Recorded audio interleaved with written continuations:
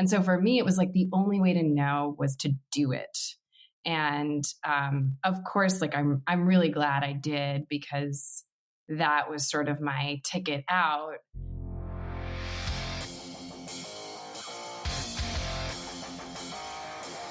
Hey, that's this week's guest for episode 269 of the Creative Nonfiction Podcast. Now in its 9th year, it's the show where I speak to badass people about the art and craft of telling true stories. So Cecilia is a documentary film and audio storyteller. In 2020, she graduated with a master's in multimedia journalism from the University of Oregon. She has freelanced as a videographer, editor, and producer for documentary production companies that include Expedition Studios, Storyline Media, and Blue Chalk Media. She has worked with the producers of This American Life, Listeners Podcast, and the Portland Mercury, and has received multiple awards, including Best Oregon Filmmaker. And it's that little credit about This American Life that made me want to reach out to her. But first, support for the Creative Nonfiction Podcast is brought to you by West Virginia Wesleyan College's low residency MFA in creative writing. Now in its 10th year, this affordable program boasts a low student-to-faculty ratio and a strong sense of community. Recent CNF faculty include Random Billings Noble, Jeremy Jones, and CNF Pod alum Sarah Einstein. There's also fiction and poetry tracks with recent faculty including Ashley Bryant Phillips and Jacinta Townsend, as well as Diane Gilliam and Savannah Sipple. So no matter your discipline, if you're looking to up your craft or learn a new one, consider West Virginia Wesleyan, right in the heart of Appalachia. That's mfa.wvwc.edu for more information and dates of enrollment. And it's getting close. Promotional support for the podcast is also brought to you by Hippocamp 2021. It's back in Lancaster, Pennsylvania. Registration's still open. It's a conference for creative nonfiction writers and aficionados. Marion Winnick will be this year's keynote speaker. We've got debut CNF author panel featuring Lily Danziger, Greg Mania, Carol Smith, and Janine Willette. It's August 13th to 15th. And if you use the promo code CNFPod21, you get $50 off your registration fee. You dig? Still recording on my second string microphone here in South Jersey on Eastern Standard Time. And I'm so crunched for time this week that I can't offer up much by way of insights, parting shots, and the charismatic magnetism on mic that you've come to love from the greatest podcast in the world. I will put a prompt of some kind in the outro to this episode based on this interview. It's not homework, but if you're one of those people who loved homework, then you'll find your bliss. Show notes and links to Cecilia's work, as well as ways to support the podcast, are at brendanamaro.com. Hey. So Cecilia talks about her entree, if that's still how you even pronounce it, into documentary film and doing dirty little secret jobs to fund the work she wants to do. And we get into the behind-the-scenes production of her piece for This American Life, this one about her grandmother who was quickly succumbing to dementia. You can follow Cecilia at Cecile Brown with 2 N's on Instagram and see her short films at CeciliaBrownMedia.com. So with that, it's a 1 and a 2 and a riff.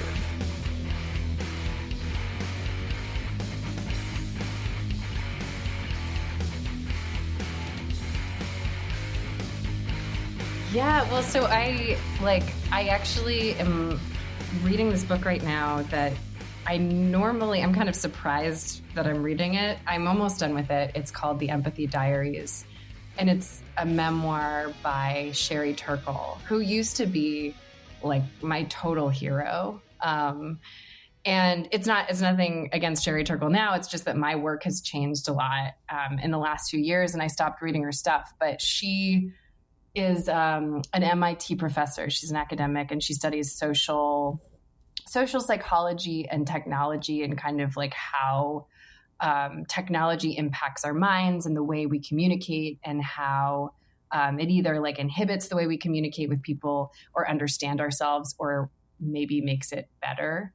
And so I used to read all of her books obsessively when I was studying psychology in undergrad and when I was working on my honors thesis. And I stopped reading her when I kind of like started shifting away to other things. And then I turned 30 a couple of weeks ago.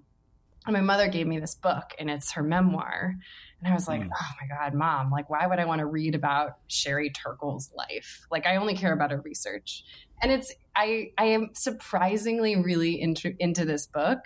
And I'm just realizing how much the two of us have in common, more so than I ever thought. And it's actually reminding me why I was interested in that work and why I should, and like, you know, that I still want to work on trying to bring that into my documentary work. That whole idea behind like technology and how it impacts how we communicate face to face. And you said your work has changed a lot in the last few years. So in what way has it changed? Like, where was it, you know, a few years ago, and you know, what's the kind of path you're on at the moment? Yeah, well, so like I said, I studied psychology in undergrad, and while I was there, I did this thesis. It was like a 120-page paper on, you know, how basically technology is making us more socially awkward. And it was around the time that people were starting to do things like break up with people over text message. And I was just alarmed by that. I remember that was one of the questions that I had in my survey for all my subjects, like, have you broken up with someone over text message? Kind of like how could you do this? Which of course now it's like everyone is doing that.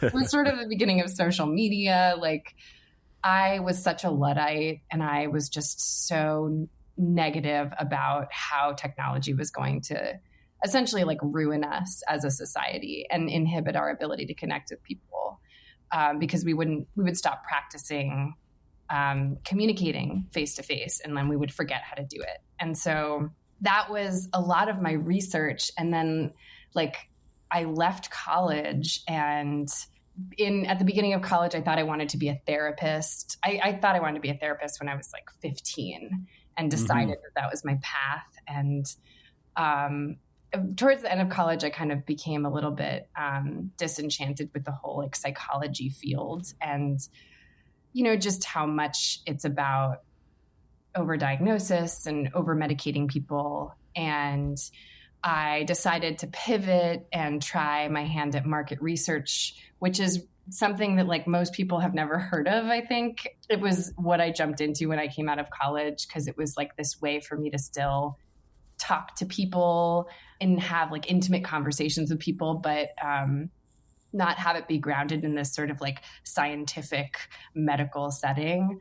And so I did market research work for like 6 years. And a lot of that work, like me going into market research, was kind of inspired by all of this research I did about like how we use technology, and how it affects the way we make decisions. Because my first job was in usability research. So I was like studying how people use websites, studying how people interact with their phones and how they use apps. And then essentially like taking the information I would gather from these interviews or focus groups, and then giving that information to like consumer companies who were curious how people used their products. So like I was in a very different world before I entered documentary filmmaking and audio storytelling. Like that all came into my life pretty recently. So that's kind of what I mean when I say like it was a real pivot, and it really feels like something from a relic of like who I used to be, this book, or like Sherry Turkle as a person. Well, that's great. And it's so important to kind of underscore that a lot of people might want to do, I don't know, XYZ. They might want to write a book or take up or do some film, but they've got like this day job that they feel like is in the way. But you found a way to do it in your off time as a way to see if it was, you know, test the waters to see if it was something you like, and you made the time for it, and you made like a really cute, insightful movie about your mom, which is really about yourself, like you were saying. And I think it's just real important that if it is important to you to experiment with this kind of stuff, that you have to prioritize it and make the time for it. And it's encouraging to hear your story behind that. Yeah. And I think I'm I'm proud of myself for making that work and for doing that experimenting. I had also been thinking about leaving market research for years. And so it took me a long time to get to that point where I actually had the motivation to do this on my off hours when I was exhausted, and, to spend all this time on a project that maybe wouldn't go anywhere and maybe no one would ever see. And then finally, I just was like, I have to know. I just have to know if there's something else out there for me. And I'm so indecisive. And, for so long, I had been trying to figure out what that other thing was. And so for me, it was like the only way to know was to do it. There's a reason I didn't go into this work for so long, because because my parents told me never to go into journalism. And this is why, because there's no money in it. My dad is a writer. My mom was a photographer until she quit her job to go into publishing. All of my parents' friends are writers, photojournalists. Like my whole upbringing, I was told not to do this work. And so I didn't for a long time, or what I consider a long time, 6 years. And I'm actually kind of proud of myself that I was able to find a way to come into it. What's sad is, here we have, journalism in the free press is protected under the First Amendment of the Constitution. It's the Fourth Estate. It's this thing that is so valuable to our democracy that it's in the very First Amendment of the Bill of Rights. And yet it's kind of like a vanity project, because there's it's not supported in a way that enough people can do it for a living, and to hold the right people accountable and to tell the kind of stories you want to tell. You want to be able to do it for a living, but oftentimes it's starting to become more like being a short story writer, where it's just like, okay, here's this thing you can do for fun on the side if you have the chops and the skill, but it's not going to pay the bills. And that's really sad for something that is so integral to the fabric of this entire country and this democracy. I know. It's really sad. Like, I hate the idea that journalism, is dying. I don't think it is. I've been told that. I mean, there's aspects of it that are dying. There's it's harder to find full-time work, which is why we're all freelancing and taking on these random gigs to pay the bills. But, I'm an optimist, so I have to believe that there's a way to make this work for myself, I think. So what is it about documentary film that really lights a fire under you? When I was in high school, I became a documentary photographer. Actually, when I was 8 years old, I became a documentary photographer. So I have always been a visual person. Like when I was 8, my godmother, who's a documentary photographer, put a really heavy Nikon film camera in my hands and was, just told me to go make pictures. That's what she says. Make pictures. She doesn't like the word shoot. She thinks it's violent. And so make pictures. And I started photographing when I was 8. And it was this way for me to see the world differently. It was a lens that I could hide behind. It kind of enabled me to be in spaces that maybe I wouldn't otherwise feel comfortable in as a kid. I've always been one of those people that awkwardly stares at people, because I'm a people person and I'm an observer by nature. And so I'll stare and people will kind of my friends will be like, stop staring, but I just can't help it. And so the camera to me was this thing that I could hide behind and observe the world from a comfortable distance where people weren't made uncomfortable by it. And so I've always loved documentary photography for that reason. And then, so documentary film for me kind of merged this interest in, the visual landscape and composing the world into pictures and making sense of the world through the lens and visually, and this sort of interest in psychology, which, I've always had.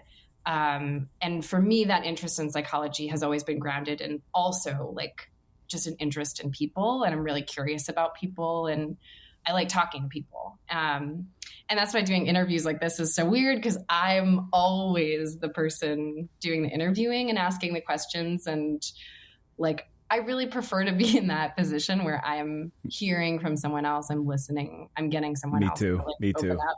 Yeah. I'm the worst interviewee. It's as much as I do this, and it's always a challenge for me to interview people who are really good interviewers, because I know that they know the game, and it's like, and you always want to make it in such a way where you feel like you're valuing their time, and you want to play on that level. So if I ever got a chance to interview, like, say, I've interviewed some great interviewers, but if I interviewed someone like an Ira Glass, I'd be freaking out, because it's like, he's been interviewed a lot. There's nobody better than him. So it's just like, oh my God, how do you do that? But Terry Gross. Oh my gosh, I can't even imagine. Oh yeah. Yeah. Oh yeah. It's just these people who are just such great miners of information, great conversationalists, and great askers of questions. And it's super intimidating for sure. Yeah, it's really intimidating, and it's a really fun challenge. Like getting someone who you've never met to just be comfortable enough in your presence to open up to you. And like, to me, that is what's so beautiful about documentary work and audio storytelling, is like that's so much what the work is about for me, is about like getting people to tell me something that maybe they haven't shared with someone else. And that's sort of like the therapy aspect of it. I feel like I bring to all of my interviews, is like, how do I make someone comfortable enough to really tell me what's on their mind and not just like give me a spiel? How do you get there? How do you get them there? Yeah. To crack that egg? Yeah, it's a puzzle. It's like, what questions can I ask to, you're thinking as an interviewer, and like, I'm sure you understand this, like, you're thinking down the line, especially, I mean, this is different, but especially when you have a story in mind, it's like, how do I get them from A to Z? Because I've got Z on my mind, and like, I've got to go through 26 steps to get there. So it's like, there's a craft to it, to be able to ask someone a question that gets them to say what you want. And then the beauty of it is that, it never goes that way. And you always end up in some place that you didn't expect, and someone says something you didn't expect. And then the beauty is like using your creativity to work with that, to try and make something amazing out of it. Like, I guess going back to your question about like the beauty of filmmaking to me is that it just merges these two loves that I have. So I get to talk to people, and then instead of like market research, I actually get to share what they're saying in a really meaningful way.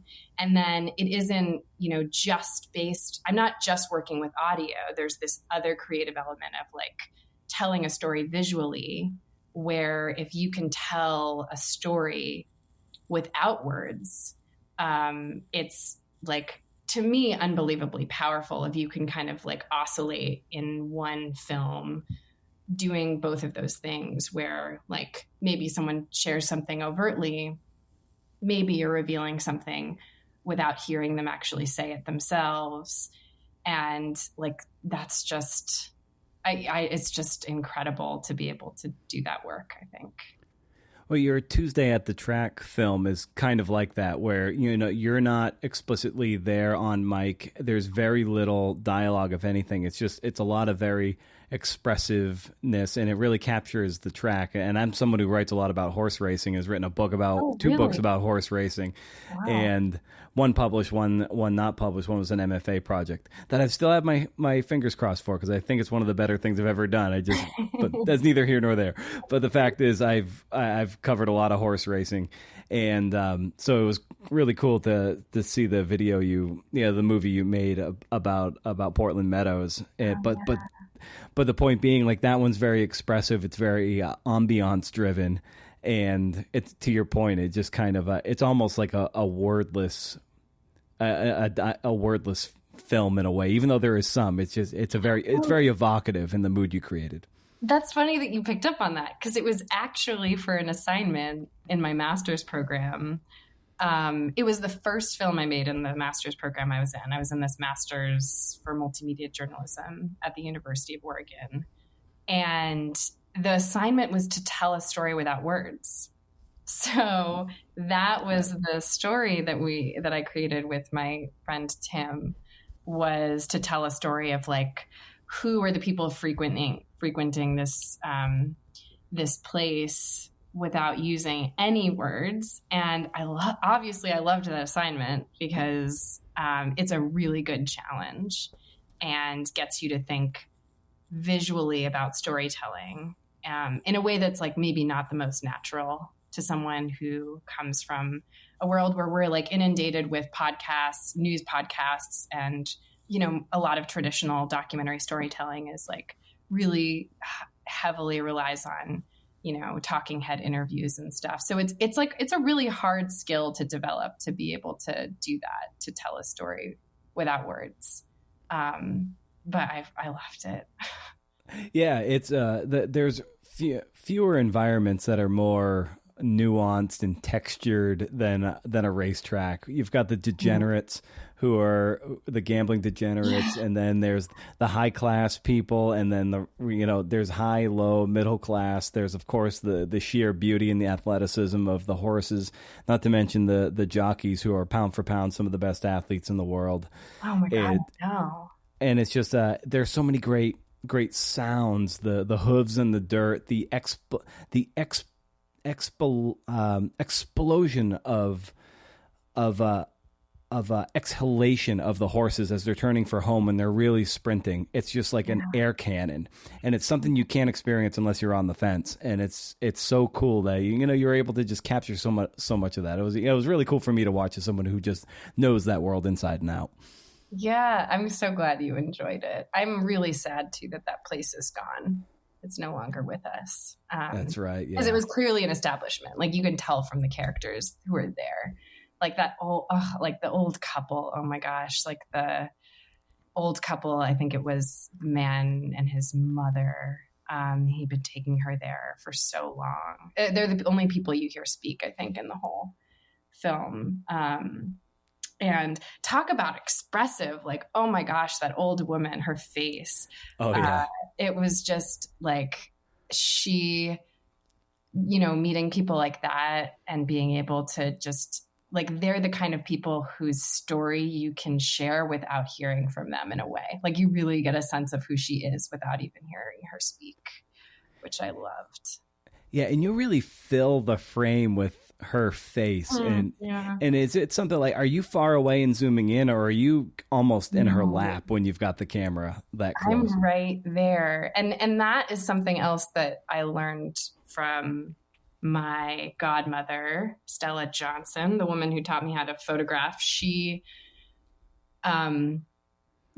historically just will never use zoom lenses. And her whole rule was like, you never shoot vertically, and you never use a zoom. You always get as close to the people as you need to get in order to make the frame work, in order to make the composition you want, because using zoom lenses is cheating.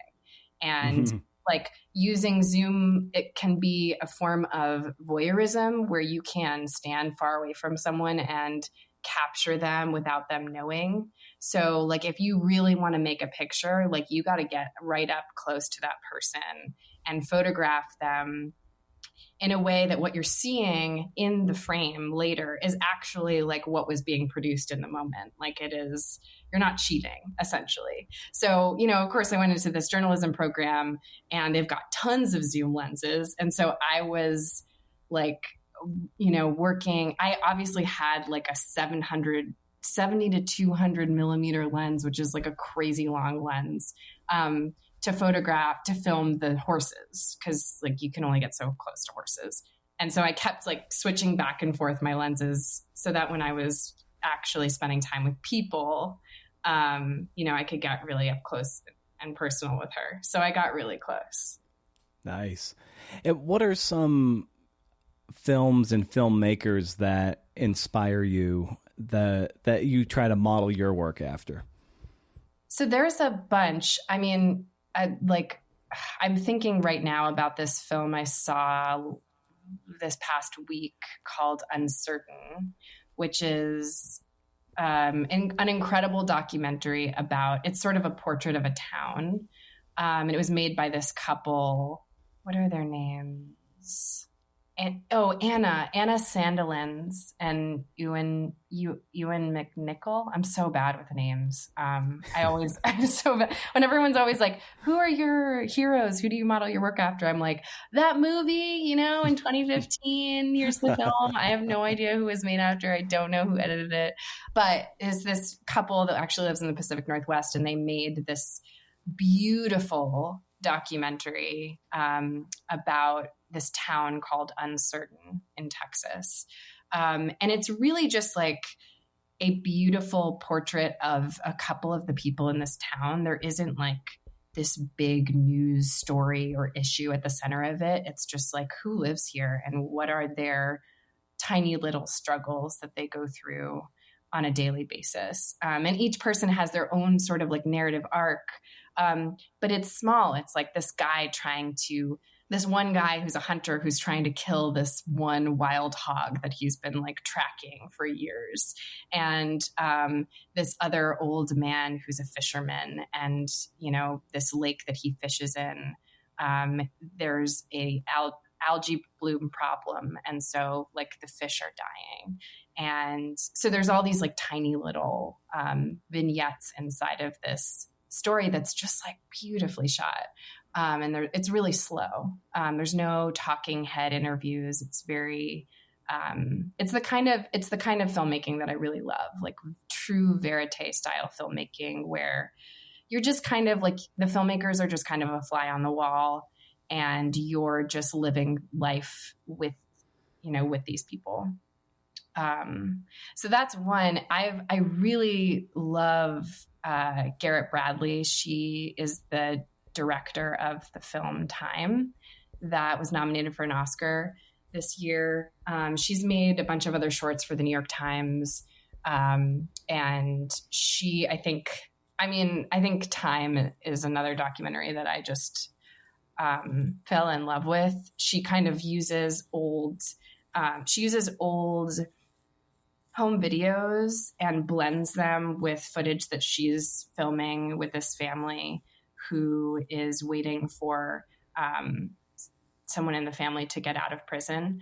And it's kind of a love story about this woman and her husband who's in prison as she waits for him to get out. And so it's like really creatively done and feels really different than, again, it's a verite documentary. I feel like you don't see as many verite documentaries these days as once upon a time. Like a lot of the documentaries that are being made are very like, the kind of stuff you see on Netflix. A lot of it is true crime, and like a lot of it is, very talking head heavy. And so when you get these documentaries every once in a while, like Uncertain or Time or The Sensitives is another one. That was a film about people who have chemical sensitivities and have to live this very isolated world. When you get those like true verite films, I think they're really special when they're done well, because they're really hard to make. And there's a craft to it that you just don't see as much anymore, I think. I would think the real challenge with that is capturing the audio and capturing the dialogue. In verite, like, yeah. So what is the challenge to do that when you're trying to do that kind of, like you say, verite filmmaking? Yeah. I mean, I was just like, for example, I'm working on this audio story, and I was just out this morning recording, and I was thinking like, oh my God, it is so easy by comparison to just be worrying about audio. When you're making documentary films, I mean, when you have the budget, usually you have like a team. So there's one person who's running sound, one person who's running camera, one person who's talking to the characters, and sort of like producing and keeping track of what's what. But all of the work I've done has been by myself for the most part. I mean, there's some projects where I've had a second camera person who will help out some days, but like a lot of my projects have just been without budget, and I'm just kind of making it work. So I'll do a lot of it on my own. And it's like so hard to try and talk to someone, like make conversation with someone, while getting the shot, having this like incredibly composed shot, and then also making sure that, checking your audio levels, making sure they're not peaking, let alone if you have like two people who are both wearing mics and you're trying to make sure that the audio is going well for both. Like, oh my gosh, it is a remarkable day when everything goes right. It's like so rare. So I don't know. I mean, now that I'm moving out of, I graduated from my master's degree right when the pandemic started. So I've been freelancing I've just been freelancing for the last year and a half, and starting to feel a little bit more what it's like to work with other people. And it's just incredible. Like, I am a collaborator by nature, and I'm really excited to have that opportunity to just you just make better work when you're working with other people, like, because you can just focus on a singular thing. And while I think it's like a skill I can tout that, I'm a one-man show and I wear a lot of hats, like, you're going to get a better piece of work if you just hire more people. And just like, that's hard in the documentary filmmaking world when, it's really hard to get stuff funded. And so you're often having to cut corners and just make it work. And speaking of audio, what really prompted me to reach out to you was the wonderful piece you had done on your grandmother for This American Life. So, maybe you can just, tell me how you arrived at that story, how you landed it with This American Life, and maybe just, tell people who maybe haven't heard it what it was about. Yeah. I mean, should I not give anything? Maybe I shouldn't give away the ending for people who haven't heard it. I don't want to have spoilers. Sure, we can tease that out. We can say, okay, all right, we're not going to spoil it, and go listen to it. It's a beautiful piece that you did. But maybe you can just tell a little bit about the backstory of it and how you came to land it with This American Life. So at the beginning of the pandemic, I had this phone call with my family where my dad made this call to action to everyone in the family, saying, we need everyone to call Grandma Dee as much as possible over the next few weeks. Because, of course, at the beginning, no one knew how long this was going to last. We thought it was a couple of weeks. And my grandma was in assisted living. She was living in Colorado, and most of us were on the East or West coasts. So no one was really nearby. Not that it mattered during a pandemic, but she was alone because they shut down her assisted living, and she was completely isolated. She wasn't allowed to go outside. The only people she would see were staff. And then every once in a while, they would open up the door and let people walk in the hallways. So, she was lucky if she could come in contact with people that way. She was totally alone. And so when you have dementia, which she had, isolation is really bad. You need that constant stimulation to keep your mind intact, essentially. And so we were all really worried about her. And so my dad was like, we all need to be calling her as much as possible, getting her on the phone, talking so she doesn't feel lonely, so she's not isolated. And I recorded my phone calls with her. And I did that because there's a lot of reasons for why I did that. My grandmother was 80, she's 87, and I wanted to have a piece of her. Like, I thought in a sense, like maybe this could be an oral history project. I'd recorded stuff with my other grandmother before. I have a box of tape recordings that my great grandfather recorded of himself. So I just wanted to have a piece of her. So I was recording these phone calls with her permission.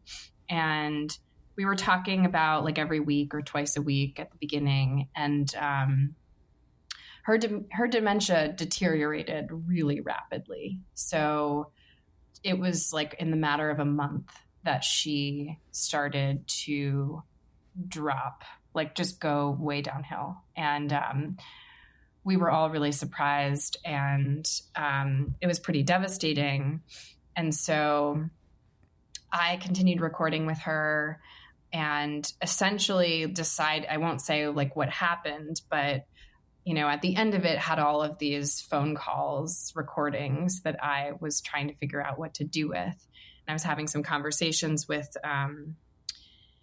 friends, and, they suggested like, maybe you should turn these into a story.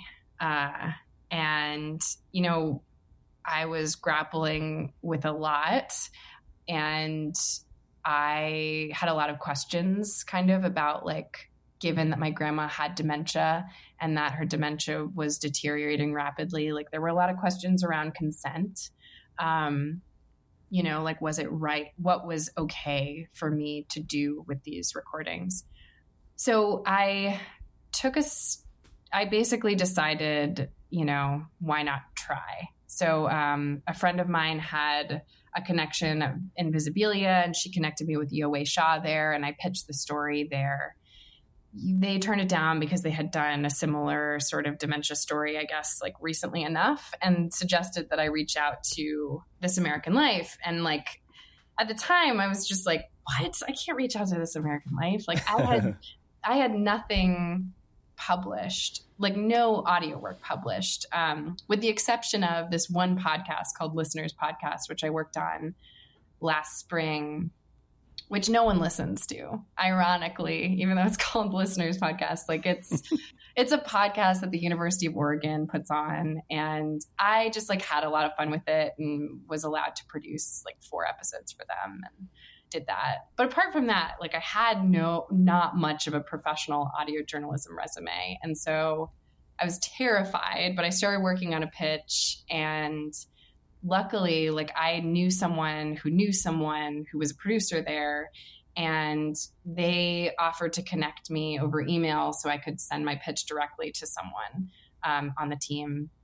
So I did that, and I got a response. And so there was like some hesitation at first about whether they wanted to do it because it was a personal story, and it was sort of, they don't really often work with contributors on personal stories because it's hard to determine what the story is going to end up sounding like, I guess, as opposed to a reported story. So there was a lot of hesitation. There was a couple of months of back and forth, and eventually they were like, you know what, we're just going to pay you to do it. So I started working with Lily Sullivan there, and it was incredible. She was so amazing to work with, and like the work that this particular story was, it was like involved a lot of really sensitive material, and there were a lot of like ethical challenges around consent, and it was just like it was fresh, there were a lot of like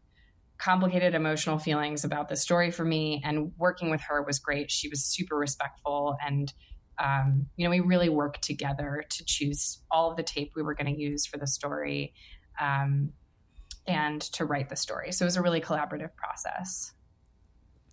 How did you record your phone calls? Was it with an app, or how'd you go about that? Yeah, that was with an app. Tape a Call, is that what it's called? Yeah. Okay, I think I've heard of that. Yeah. Highly recommend it. Yeah, Tape a Call. Tape a Call Pro, I think is what it's called. Nice. And so what was the process, and given that you love collaboration so much, what was the collaborative experience like between you and Lily and maybe someone else? I imagine there was probably another cook or two in the kitchen too. Oh yeah. I had no idea what went into This American Life story. It is wild how many people they involve in the process. So the editor that we worked with was David Kessenbaum. He is Lily's editor, so that's who I guess she works with on a lot of stories. And then Tobin Lowe was also helping edit the story.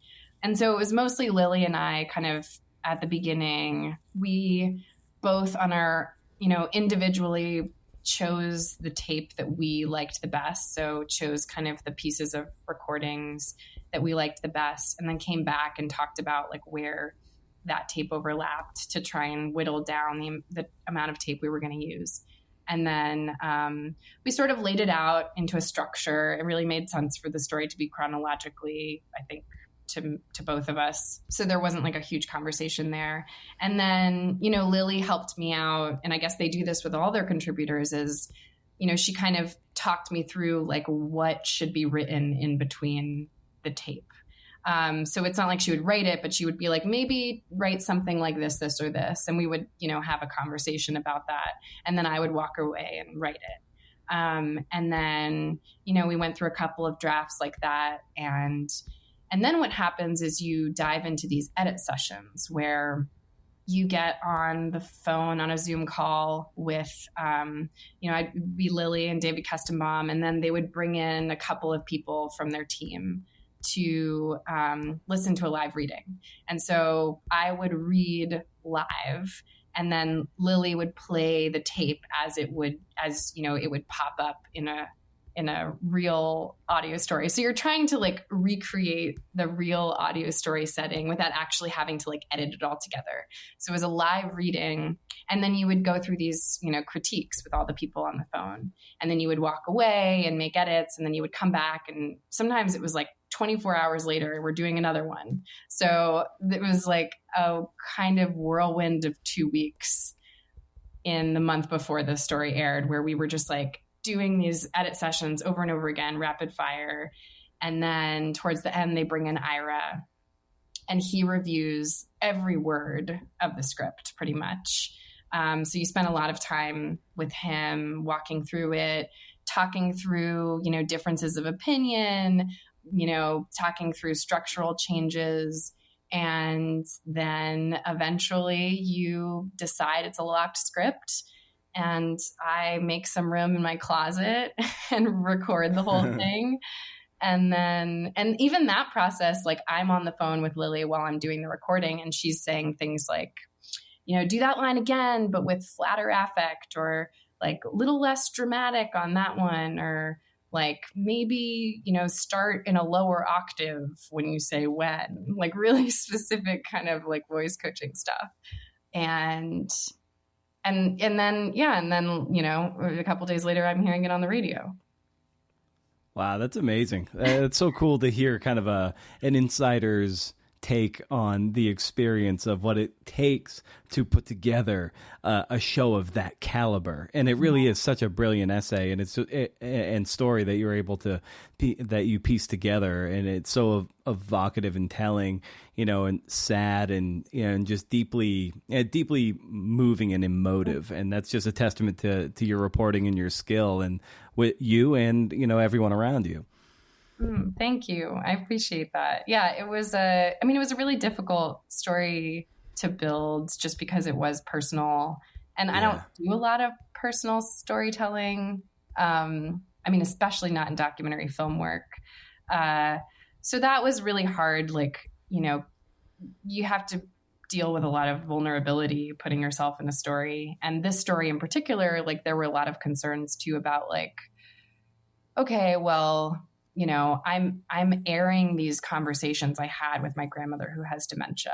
And, there were a lot of concerns, one of which being like, are people going to judge me for things that I say to my grandmother? Like, did I say the wrong thing? Because it's really hard talking to people who have dementia, and there's no right way to talk to them. It's really difficult. Every day is different. And sometimes you just have no idea what to say because they are in a totally different world than you.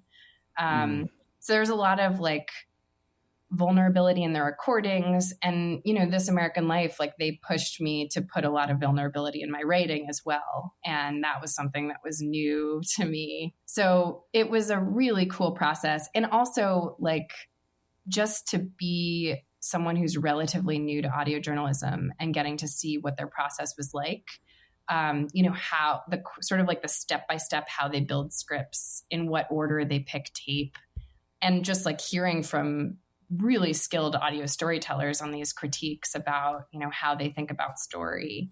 It was so cool to get to do that and then get to walk away and think about how I can kind of like incorporate that now into my own work. even though I'm often working by myself. So it was just like I learned so much through the entire process.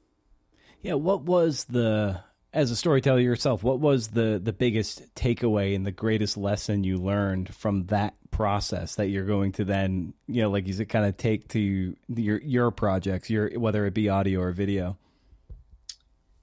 That's a really good question. I mean, there's a couple of things. I think one would just be in terms of the process of editing. Like I have so often edited my audio stories in which I don't spend a ton of time in transcripts. Instead, I will throw everything into Audition, which is like the editing software that I use. I will listen to tape and pull selects as I'm listening. I will, instead of writing, I'll just kind of like narrate something on my phone. I'll just do a voice memo and then throw it on. So like my whole process before this was working inside of Audition. And that's because I'm not a writer. Like I'm really not a writer. So many people come to audio storytelling and audio journalism because they're in print journalism. And that's like, I've never considered myself a writer. So for me, like working in that format where I am just working with recordings and not necessarily like looking at words made the most sense to me. But after doing this process where like everything they do, it's all in the script. So you're making all of the changes in the script. You don't even record anything until like a day before the story airs or a couple of days before the story airs. And that process just makes so much more sense. And maybe that's what like all professionals do. And I'm just learning this for the first time because I'm pretty new to it. But that was a big thing I learned. And then the other piece is just about how to write for radio. They write how they talk. And, I know everyone says that, write how you talk, but like their writing is so simplified. Like they have really pulled out, they helped me learn how to pull out like all of the unnecessary language that I really didn't need in my stories, and to just really rely more heavily on the recordings themselves and the tape that you're choosing to tell the story, instead of as a narrator trying to write about it. It's like, just let them listen to it and let them take away what they want to take away from it, rather than, writing as a narrator, like, this is how you should feel about this thing. And so I think it really changed the way that I wrote working with them, just to write in that much more simplified way. And the other thing is like, this was a really sad story too. So for, I think for other stories, they might have done it differently, but like a lot of the coaching I got and the feedback I got on this story was just that it's such a sad story. Like you don't want to step on the emotion of it and you don't want to prescribe emotion. Yeah. So like, because of that, I was probably taking more out of my writing than I would if I was writing like a comical piece for them. I think it would be really different. Yeah, there's in conversations I've had with editors, it's because sometimes a weakness I've had is to try to be a little too forward as a narrator, to try to be like very pyrotechnical in the way I write, and yeah. I've learned over the last, say, 5 years or so, probably in the last 3, to really just surrender to story and just tell it straight. Mm-hmm. And if you do enough good reporting, or, collect enough tape, collect enough footage or whatever, if you do enough of that legwork, then, your style still comes through, but you're doing it in such a way where the story is the star, and you just kind of surrender to that. And if you can do that, it's all the more powerful, because then you're really in service of the reader or the listener or the viewer. Mm-hmm. Mm-hmm. Oh, absolutely. I think that's so true. And that's like what I'm most comfortable with. Like, I think as a filmmaker, I'm not putting myself in the story often.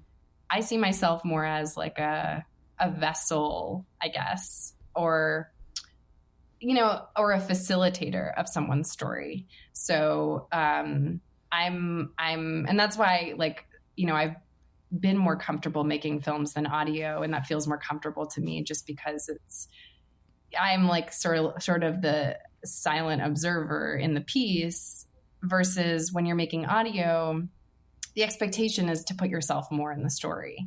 At least that's kind of what I'm learning. And that's been uncomfortable for me to learn, like that process, and, become okay putting myself in the story. And so writing really simply and just kind of letting the tape speak is what I would prefer to do.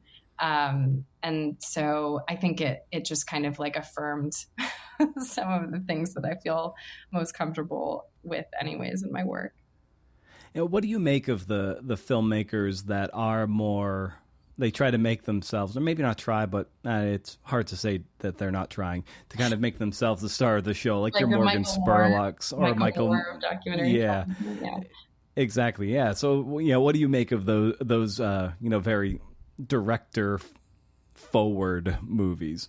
Yeah. I think it's like to each his or her own. Right. There's like the world needs Michael Moores and Errol Morrises, and I think that Werner Herzog puts himself in there a lot too. Like I think that style of storytelling is important. I think there's a lot of benefits to doing that. You can especially when you're doing more of like an investigative piece where you're trying to like hammer facts out of a person that you're interviewing and trying to get the story straight and trying to like, I guess just taking that approach, it sometimes makes sense to put yourself in the story because you're this investigator who's like following the story, and become a character yourself because you're kind of shaping the story by the way that you move through it in this kind of like investigative way. I think that's great. It's not for me. Like I don't really like doing those huge investigative stories, at least not yet. That hasn't been my style. I'm more interested in the people and having, really intimate conversations that make viewers feel more understood or make them feel less alone, or that shed light on the fact that like someone on the other side of the world has this emotion that you have, but that you haven't told anyone about. Like that's the kind of storytelling I like to do. And I don't need to be in those stories. Like the story isn't about me. It's about the person who's sharing it. And so I'm there to try and help them share that story so that I can get out in the world. But like, for the stories I want to tell, I think putting myself in it doesn't necessarily make sense, especially just with documentary filmmaking.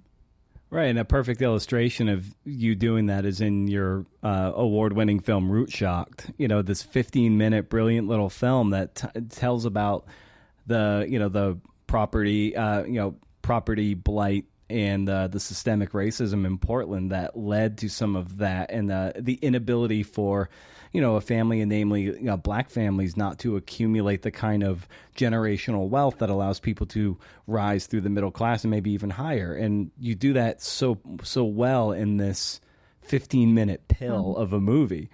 Thank you. I appreciate that. That was a hard film to fit into 15 minutes. It was a lot of information. And like that story, as a white person, definitely don't need to be in that story. Like that story is definitely not about me. I had a lot of conversations with Cleo, the main character, before we started filming about, like he didn't feel comfortable with, initially he did not feel comfortable with me being the person to document this story. I'd heard about it on the radio. I reached out to him like in a million different ways because I was just like, this story is incredible and I think it should be documented visually and shared because this is a really important part of Portland's history and something that is still happening today that people don't know about.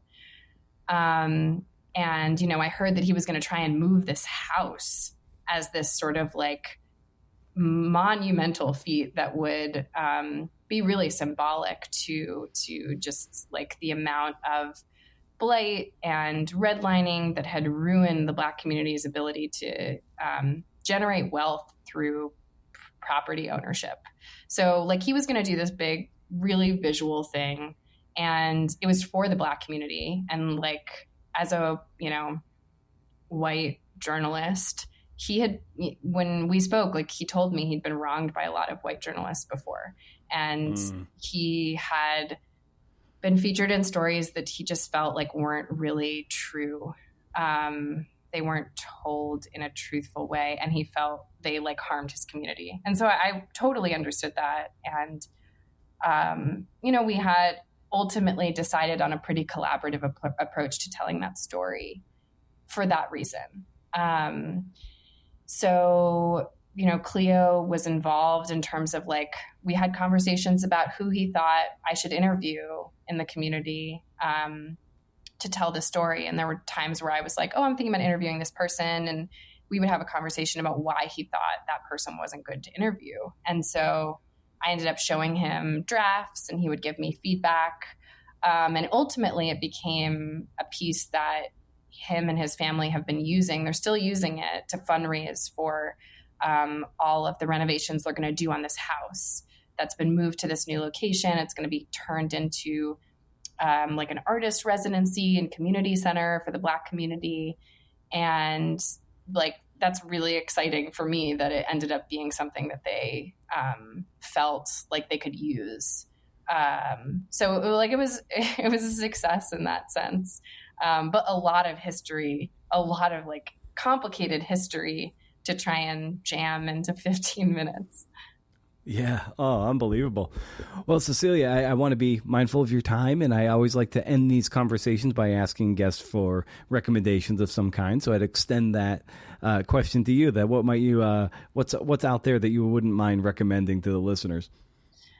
Well, I mean, I would have to recommend some of the documentaries that I think I've talked about during this conversation. I mentioned The Sensitives, which is a documentary about people who live with chemical sensitivities and have to live in isolation.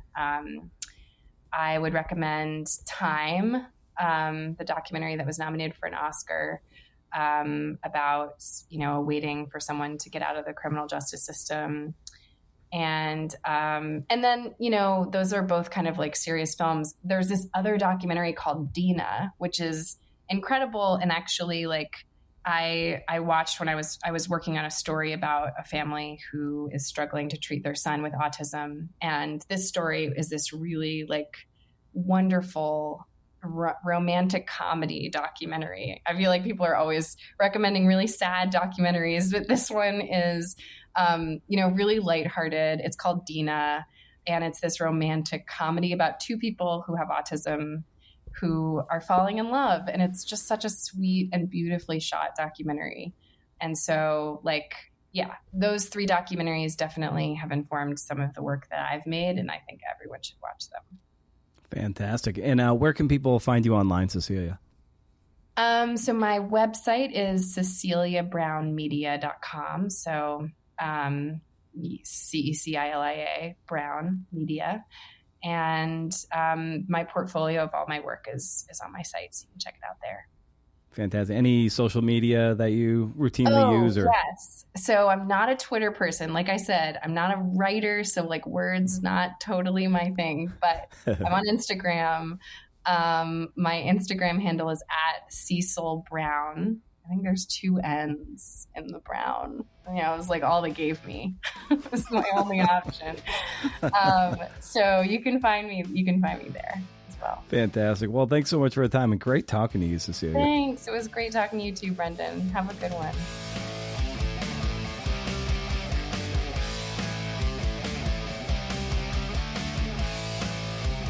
If you're listening to this on CNN Friday, I should be somewhere across the Midwest, probably the godforsaken stretch of I-80 in Nebraska, heading back to Oregon. Oh, what a stressful trip. I mean, because hotels, even shitholes like Super 8s, are several $100s a night. We decided to borrow a 3-person tent and are hitting 3 KOA campgrounds as we go west. LaSalle, Illinois, Laramie, Wyoming, and then Jerome, Idaho. And then last day we will get into Western Oregon. Yeah. And after working from the East Coast and seeing family, which if we're being honest is never rejuvenating, learned a lot of things I wish I didn't know. And also being vegan is something, it's just, it's a challenge. And being vegan among people who want to tell you how it is all day long is just exhausting. So we dispense with much of the smiling and just nod now. So it's just nodding. We don't comment. I'll just leave it at that. It's exhausting. Anyway, thanks to Cecilia for the time and her great insights into the creative life of making pictures. Isn't that cool, making pictures? I kind of dig that. And thanks for listening, CNFers. Thanks for the support. Thanks to WVWCMFA in creative writing, as well as Hippocamp 2021 for the support. And thanks for being along for this ride. I mean that. If you want to be a member and get access to all kinds of goodies and the chance to ask questions and get credit for it, go to patreon.com/CNFpod and sign up for the lowest tier. And of course, you get access to transcripts, of which I'm horribly behind on transcripts. I'm really sorry. I just haven't had the time to clean up the transcripts. I'm getting on it, and hopefully we'll start refreshing that reservoir as we get through the July pods. In any case, nobody took me up on the offer to ask Cecilia any questions when I put out a feeler for questions on the Patreon page. Okay. Nor Daniel Collitz, who I'm speaking with soon. Missed that chance, but the opportunity stands. He's the bonus Atavist episode. Not that matters. If you want in on that action, hit up Patreon to help with the podcast utility bill. The podcast is free, but it sure as hell ain't cheap. And I'll leave you with this. So Cecilia produced the film So Mom, which is really cute. I hope you get a chance to watch that. And we talked about it in the show. But she produced that film in the cracks between her life and the day job to see if it was something she could do, something she would love doing. So what is the thing you're putting off that you could be doing for 20 minutes a day, and that slow accretion will, build the body of work? Something you've always wanted to do, but maybe were afraid to do. Take inspiration from Cecilia and give it a shot. All right? So stay wild, CNFers. And if you can't do interview, see ya.